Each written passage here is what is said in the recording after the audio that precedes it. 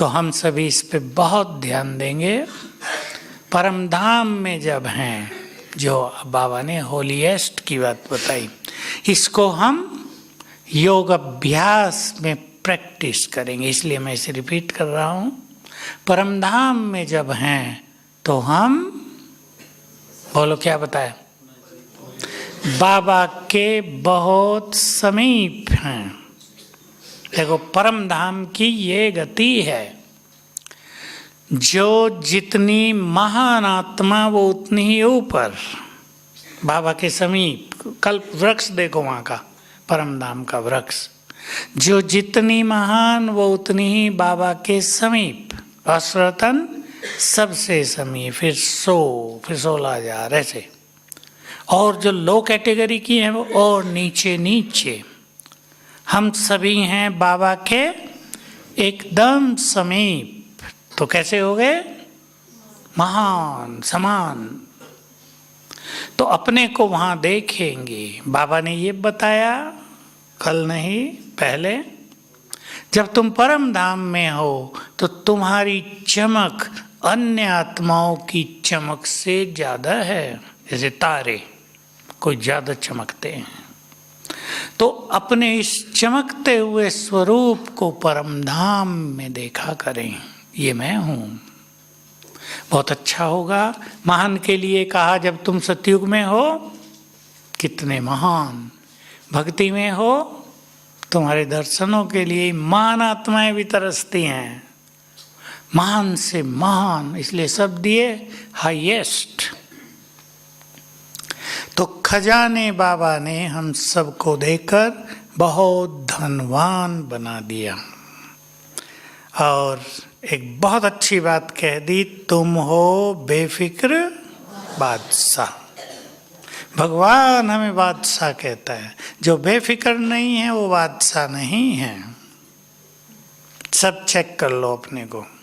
जो चिंताओं में जी रहे हैं वो बादशाह नहीं है। यदि अब के बादशाह भी हो मंत्री, अगर वो फिक्रों में चिंताओं में जीवन जीते हैं तो सत्ता का भी उन्हें सुख नहीं मिलता। चाहे राजाएं हों, अभी भी हैं थोड़े बहुत कुछ कंट्रीज में, उन्हें सुख नहीं मिलता, उनके विरुद्ध आंदोलन हो जाते हैं। आप सभी ने सुना है पिछले 5-7 सालों में। तो हम सभी अथाह अविनाशी खजानों को पाकर बेफिक्र बादशाह बन गए। देखो, एक व्यक्ति के पास शक्ति बहुत हो, मान लो स्थूल हथियार लेकर वो अकेला चल रहा हो, लेकिन बेफिक्र रहेगा ना, मेरे पास सब कुछ है, चीता भी आ गया ठक से खत्म, बेफिक्र। और जो कमजोर हैं वो डरेंगे। हम सबसे अधिक शक्तिशाली हैं, हमारी शक्तियाँ अविनाशी हैं। देखो कैसे, वैसे तो धीरे धीरे यूज होंगी हमारी शक्ति, 100 डिग्री से 5-7 पर आ जाएंगी कलयुग अंत तक, पर शक्ति तो सदा रहती है ना। और जिनके पास यहाँ ज़्यादा शक्तियाँ होंगी उन्हें चारों युगों में सत्ता बहुत मिलेगी। बाबा ने तो कहा वो तो रिचेस्ट इन दी वर्ल्ड होते हैं, ये बात भी तो याद रखने की है। तुम रिचेस्ट इन दी होल कल्प, पूरे कल्प में धनवान हो या नहीं। सतयुग में वहाँ के जो सबसे छोटे हैं ना देवता, जिनको घर सबसे छोटे होंगे, वो भी आजकल के धनवानों से भी बहुत ज़्यादा धनवान। हमारे यहाँ आबू में एक व्यक्ति ज्ञान में निकला था बहुत पहले, बहुत हंसते थे लोग कि आबू से एक निकला, वो भी गूंगा बहरा था। तो वो अव्यक्त बाबा से मिलने आया, तो बाबा ने पता उसे क्या कहा, इसका भाग्य इंदिरा गांधी से भी ज़्यादा है, बड़ा है। जिसने भगवान को पहचान लिया उसका भाग्य जग गया, भाग्य आगे बढ़ने लगा। तो ये हमारे पास शक्तियों का खजाना, अब जिसके पास शक्तियां बहुत होंगी, क्या रहेंगे वो जीवन में? अब यहाँ देखो, रोज, आज, कल, बीता हुआ सप्ताह, जो बहुत शक्तिशाली रहे होंगे उनकी स्थिति कैसी रही होगी?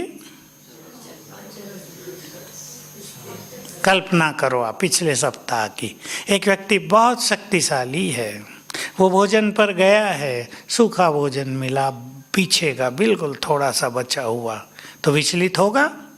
नहीं। ठंड बहुत पड़ने लगी रात को, विचलित होगा? स्थूल बात हम कर रहे हैं। किसी ने उसकी निंदा कर दी है 2 दिन पहले बहुत ज़्यादा, कोई उससे ईर्ष्या करने लगा, उसने कोई अच्छा काम कर दिया, ईर्ष्या करके उल्टा सुल्टा बोलने लगा, क्या स्थिति होगी उसकी? बोलो माताएं, बोलो ना पीछे की। अचल अडोल होगी। तो शक्तिशाली व्यक्ति अपनी स्थिति को अचल अडोल रखने में समर्थ होगा। ये एक शक्तिशाली व्यक्ति की पहचान है। और बाहर से शक्तिशाली दिखने वाला व्यक्ति अगर फीलिंग में आ जाए तो वो शक्तिशाली हुआ। वो अति कमजोर, गुस्से में आ जाए और कमजोर। कहीं गुस्सा जो करते हैं लोग सोचते हैं बड़ा पावरफुल है भाई, बच के रहो इससे, लेकिन वो पावरफुल नहीं है, वो तो सबसे कमजोर हैं। इसलिए हमें अपनी शक्तियों को बढ़ाते चलना है। ये खजाने की तरह काम करेंगी। बहुत जगह अपने भाई बहनों के प्रैक्टिकल एग्जाम्पल होते हैं। मृत्यु हो गई उनके यहाँ, ऐसी मृत्यु जो देखी नहीं जा सकती। एक माँ बाप एक जगह, 2 यंग लड़के, एक 26 साल का, एक 28 साल का, एक्सीडेंट में दोनों गए। 3 बैठे थे, उनके दोस्त था, 3 हो गए। अभी आधे घंटे पहले घर से गए थे, आधे घंटे में मैसेज आ गया, तीनों डेड। लेकिन दोनों ने अपनी स्थिति बहुत संभाल के रखी, बहुत अच्छी स्थिति। शहर है वो जहाँ की ये घटना है, उस शहर में सारे में ये बात चर्चाओं में आई कि देखो ये योग करते हैं, ओम शांति वालों के पास जाते हैं, भारत में तो यही नाम प्रसिद्ध है आजकल। तो इन्होंने कैसे सहन कर लिया इतनी बड़ी बात को, नहीं तो पागल हो जाए माँ। आराम से पार कर लिया। मुझे बुलाया तो मैंने कहा बोलो। बहुत, जितना बड़ा ये हॉल है ना, इतनी बड़ी उनकी दुकान, बड़ा स्टोर। मैंने कहा क्या? तो ये कहानी तो मुझे पता था कि एक बात है बस, जब रोज खाना खाती हूँ तो दोनों बच्चों की याद आती है। मैंने कहा देखो तुम माँ हो तो नेचुरल बात है, इसको तुम खराब ना समझो कि मुझे याद क्यों आ रही है, ये तो आएगी ना। अब तुमने जीवन भर उन्हें खाना खिलाया है तो ये आएगी। तो मैं देख रहा था कि उन दोनों की स्थिति कितनी सुंदर थी। तो शक्तिशाली आत्मा अपनी स्थिति को एक रस रखने में सक्षम होंगे। एक बहुत अच्छे खजाने की बाबा ने बात कही जिस पे हमें बहुत ध्यान देना, श्रेष्ठ संकल्पों का खजाना। अब सोचो, श्रेष्ठ संकल्प खजाना है या नहीं? आ जाओ इधर आओ, बोलो है या नहीं खजाना? एक एक संकल्प मनुष्य को जीवन दे सकता है। एक व्यक्ति 5 बार एग्जाम दे चुका है, मेरे पास आज भी आया नीचे, कहा भाई 5 बार तो दे चुका हूँ, अभी तक सफलता नहीं हुई।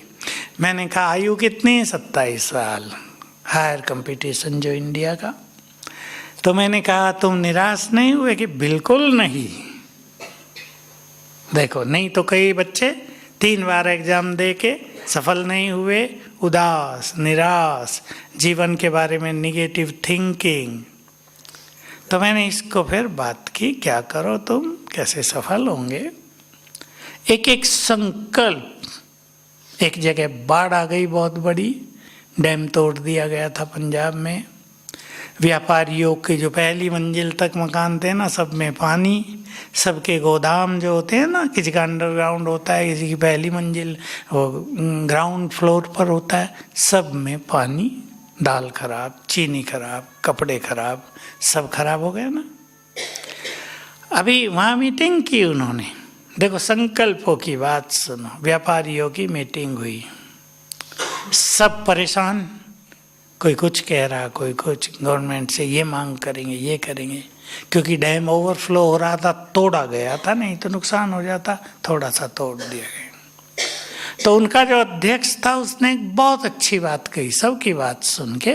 इससे हमें पता चलता है कि मनुष्य का एक एक विचार कैसे मनुष्य के अंदर उमंग भरता है, उसकी सोई हुई चेतना को जगाता है। उसने कहा देखो, हम में से कई ऐसे व्यापारी हैं जो इस जन्म में बहुत छोटा काम करते थे, उन्होंने अपने काम को बहुत बढ़ाया है, पैसा उनके पास बहुत कम था, वो धनवान बने हैं, तो माल ही तो नष्ट हो गया, लेकिन हम जो क्रिएटर हैं वो तो जिंदे हैं ना।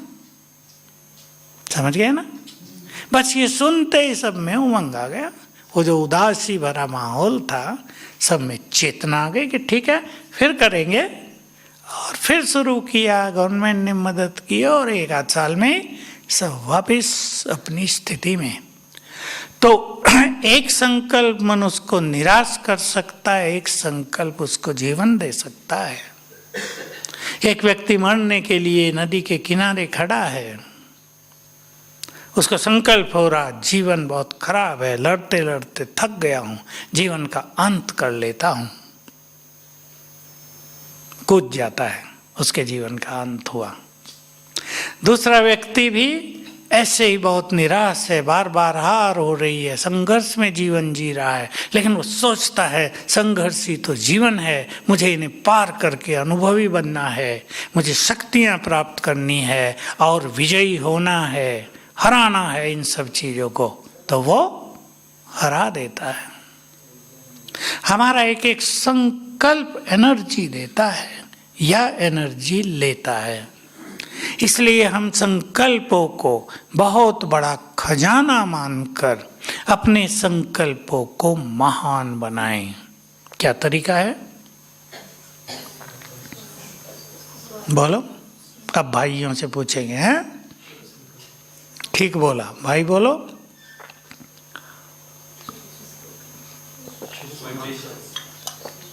बोलते जाओ, मैं सुन लिए सबके।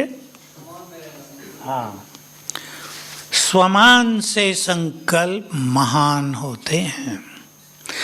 बाबा ने पहली लाइन क्या बोली थी? आज बाप दादा, कौन सा बाप दादा?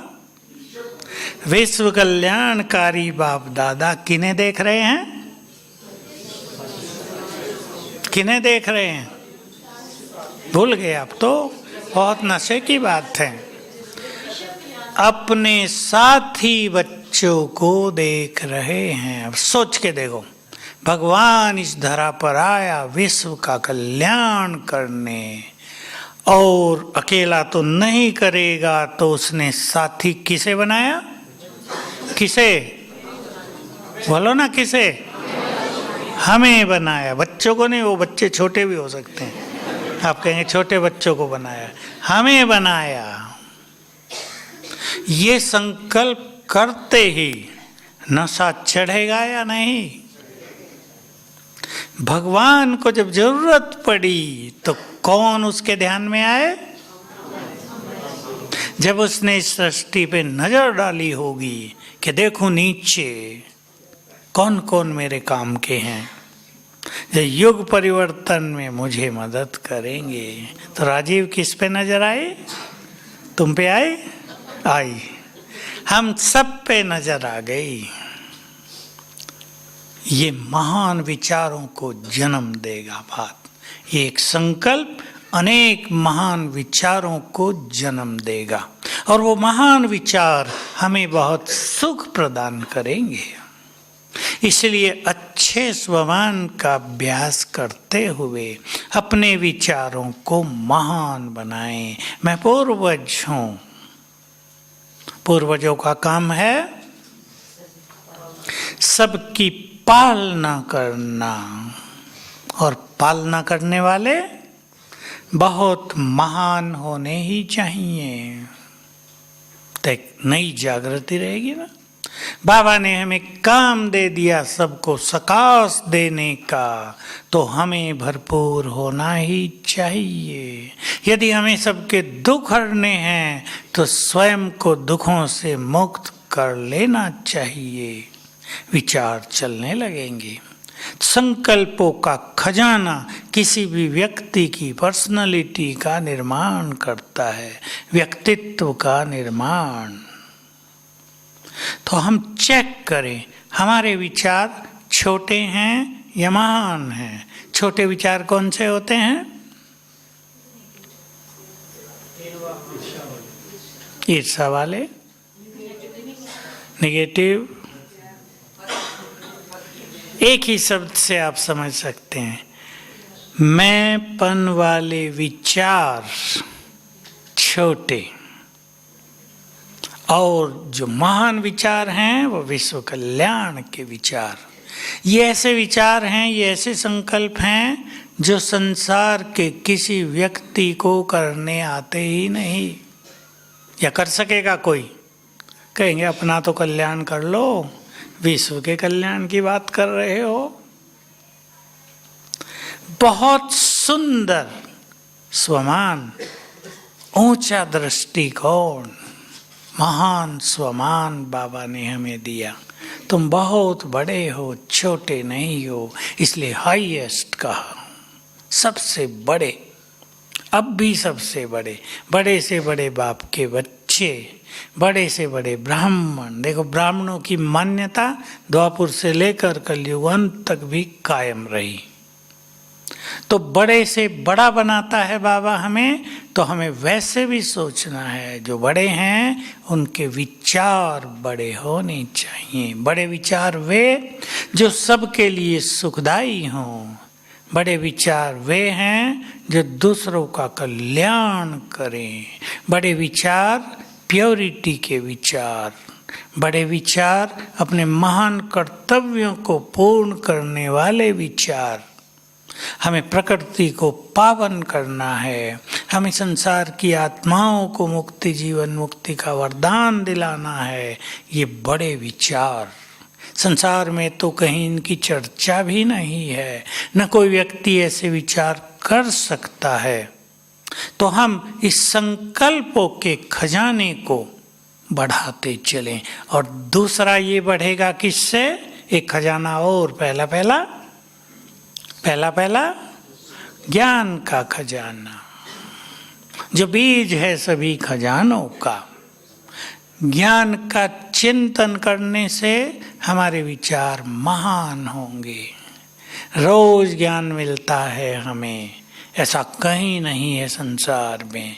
ऐसा कोई सत्संग, कोई गुरु, कोई भी नहीं रोज इस तरह महावाक्य सुनाए, जगाए आत्माओं को। सुनाएंगे भी तो रामायण की कथा पढ़ के सुना देंगे, चलो थोड़ी सी भागवत की सुना दी, हो गई कथा, सत्संग हो गया, चढ़ा दो पैसे अब जितने भी लाए हो, हैं? इससे काम नहीं चलेगा। बाबा रोज महावाक्य सुनाकर कितनी बड़ी बड़ी बातें हमें सिखा रहे हैं, जगाते हैं। ये खेल पूरा हुआ, देखो मुरलियम बहुत आता है, ये खेल ड्रामा का पूरा हुआ, अब तुम्हें घर जाना है, मैं तुम्हें लेने आ गया हूँ। विचार महान होने लगेंगे। तुम देवकुल में थे, 2500 साल तुम देवता रहे, विचार महान होने लगेंगे। तो ये ज्ञान, इसका चिंतन, स्मरण, ये हमारे विचारों को बहुत महान करेगा। और ये ज्ञान का चिंतन क्या करता है? चित्त को शांत करता है। तो बड़ी अच्छी बात कही आपने।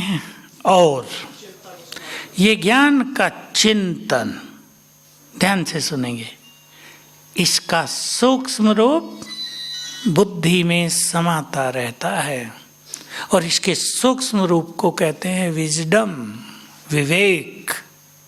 ज्ञान मोटा मोटा स्वरूप है उसका, लेकिन जब हम उसको चिंतन करते हैं तो सार रूप ले लेता है और ये सार हमारी बुद्धि में समा जाता है। इसको विवेक, विजडम कहते हैं। और ये विजडम, ये विवेक हमारी बुद्धि का निर्माण करता है और यही बुद्धि चारों युग हमारे साथ चलती है। इसलिए ये खजाने अविनाशी हो गए। ये बुद्धि चारों युग हमारे साथ रहेगी। सोच लो आप, हर जन्म में हम अपने को कैसी बुद्धिवान देखना चाहते हैं। एक बार बाबा ने मुरली में बुद्धि के कई स्वरूप दिखाए। किसी की बुद्धि बहुत तीक्ष्ण है, कई तीक्ष्ण बुद्धि वाले परेशान भी बहुत रहते हैं, ज़्यादा सोचते हैं, उनमें अहंकार भी आ जाता है। कईयों की बुद्धि बड़ी सूक्ष्म है, हर चीज को सूक्ष्म दृष्टि से देखते हैं। कईयों की बुद्धि बहुत पवित्र है, बहुत दिव्य है, कईयों की मोटी भी है, और कईयों की बुद्धि और मोटी से भी खराब। एक और शब्द है दुर्बुद्धि, जो हमेशा चालाकी से देखेंगे हर चीज को, जिसको दूसरा शब्द भी दिया गया, बहुत धूर्त। मूर्ख अलग है, मूर्ख माना कम बुद्धि, पर धूर्त होते हैं बुद्धि तेज है पर चालाक, हमेशा बुद्धि का दुरुपयोग करेंगे। तो हम अब हर जन्म में कैसी बुद्धि देखना चाहते हैं अपनी, उसका निर्माण हम अब कर सकते हैं। सूक्ष्म बात है, गहरी है। जैसी बुद्धि हम चाहते हों प्राप्त करें संगम युग पर। युग जन्म जन्म भक्ति में भगवान से बुद्धि मांगते हैं, सद्बुद्धि दो, अच्छी बुद्धि दो। बच्चों के लिए मांगते रहे, पढ़ाई के लिए अच्छी बुद्धि दो, लेकिन इसका निर्माण यहाँ हो रहा है। बाबा बुद्धि यहाँ दे रहा है हमें, और वो दे रहा है ज्ञान से, और उसका आधार है ज्ञान का चिंतन। इसलिए इस खजाने को भी हम बढ़ाते चलें। जिन लोगों के पास ज्ञान नहीं होता उनका जीवन, और जिनके पास ज्ञान है, देखो पीछे बाबा ने कहा था 15 दिन पहले, श्रीमत तुम्हारे जीवन में समा गई है, जैसे जीवन हो गया है। वो खाना पीना हमारा श्रीमत अनुसार, कर्म श्रीमत अनुसार, बोलना श्रीमत से, उठना सोना, तो श्रीमत हमारे जीवन में समा गई। तो ज्ञान दिया बाबा ने जीवन जीना सिखाने के लिए, और कितना अच्छा सिखा दिया। खुश कैसे रहो, सुख कैसे दो, सुखी कैसे बन जाओ, कर्म कैसे करो, व्यवहार कैसा हो, बोल कैसे हो, सब सिखा दिया ना। तो ये ज्ञान का खजाना हमारे साथ जन्म जन्म चलेगा। और गुणों को तो हम जानते हैं, जो गुण हम यहाँ धारण कर लेंगे वो जन्म जन्म हमारे साथ रहेंगे। और गुणवान व्यक्ति सदा सुखी है। जैसे क्रोधी व्यक्ति दुखी भी रहता है, दुखी करता भी है। आज 2-3 लोग ऐसे ही आए, मेरे पापा को बड़ा गुस्सा आता है, सारे घर में अशांति रहती है, सारा दिन डर के रहते हैं सब, पता नहीं क्या बोल दे। तो गुण जीवन का सुख है, दुर्गुण विष के समान है। तो ये गुणों का खजाना हम बढ़ते चले। 4-5 गुणों पे ध्यान दें बहुत ज्यादा। संतुष्टता, सरलता, निरहंकारिता, बोलो, सहनशीलता, मधुरता, मधुर बोलना, हाँ पारदर्शिता, वो तो थोड़ी अलग चीज हो जाती है। धैर्यता, ये गुण ऐसे हैं जो जीवन को खुशहाल बनाने वाले हैं। इन पर हम ध्यान दें। प्रेम, एक दूसरे से बहुत प्रेम, नफरत भाव नहीं, शुभ भावनाएं एक दूसरे के लिए, इनका परिवारों में जीवन में बहुत ज़्यादा महत्व है। देखो, एक व्यक्ति जो सहनशील है सबको प्रिय है, और जो सहनशील नहीं है उससे सब दूर चले जाते हैं। तो हमारे परिवार में भी बहुत प्यार रहे हर जन्म में। किसके परिवार में प्यार रहेगा हर जन्म में? हर जन्म की बात कर रहे हैं हम। सतयुग त्रेता में तो प्यार शब्द होगा नहीं, पता आपको? प्यार शब्द नहीं है वहाँ, नेचुरल प्यार है वहाँ। ये सब द्वापर युग से निर्माण हुए, जब गड़बड़ होने लगी तो कहा प्यार से रहो। पता चला प्यार क्या होता है भैया, उससे पहले इसकी चर्चा नहीं थी। कोई नहीं कहेगा सतयुग त्रेता में प्यार से रहो। अगर जन्म जन्म परिवारों में, संबंधों में प्यार चाहते हैं तो वो होगा जो इस समय प्रभु प्रेम में मग्न होंगे, जिन्होंने उससे बहुत प्यार किया है। जन्म जन्म सब उनको भी प्यार करेंगे। ये सूक्ष्म गति है। और बाबा ने एक हंसी की बात भी कही थी, जिन्होंने अपने साथियों को संगम युग पे प्यार नहीं दिया, उनके मंदिरों में पुजारी नहीं होंगे। ऐसे आजकल बहुत मंदिर हैं, हनुमान के कई जगह दिखते हैं, कोई दीपक जलाने वाला भी नहीं, दीपक जलाने वाला है ही नहीं, इलेक्ट्रॉनिक दीपक भी नहीं जलते। और जिन्होंने बहुत प्यार दिया, किया, लिया, उनके मंदिरों में रिम झिम रहेगी सदाई। ऐसे भी तो देवियों के मंदिर है ना, रोज, केवल श्री कृष्ण का ही नहीं, अनेक देवियों के मंदिर भी ऐसे हैं जहाँ रोज रिम झिम है। सवेरे शाम तो है ही, पर दिन में भी रिम झिम है। इसका रहस्य बाबा ने बताया, जिन्होंने बाप को अपने दिल में निरंतर समाया, भक्त उन्हें भी निरंतर अपने दिल में समा कर रखते हैं। तो ये बहुत सूक्ष्म रहस्य है। सब खजानों पे आप चिंतन करना। अब मैं आपको थोड़ा सा बता दूं, जो हमारा रोज का जीवन होगा, सहज योग होगा, संबंध से और प्राप्तियों को याद करने से। संबंध बाबा से हमारा जुड़ गया।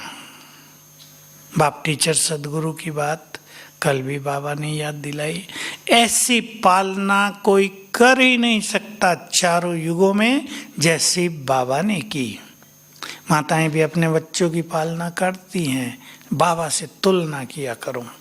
बाबा ने हमारी कैसी पालना की है, टीचर बनकर कैसे पढ़ाया जो सोर्स ऑफ इनकम बन गया, और सदगुरु बनकर वरदान दिए, गाइड किया, हर कदम के लिए रोशनी दी हमें, हमारे जीवन में प्रकाश ला दिया, हमारी छत्र छाया बन गए। वो मुक्ति, जीवन मुक्ति हमारे लिए निश्चित कर दिया।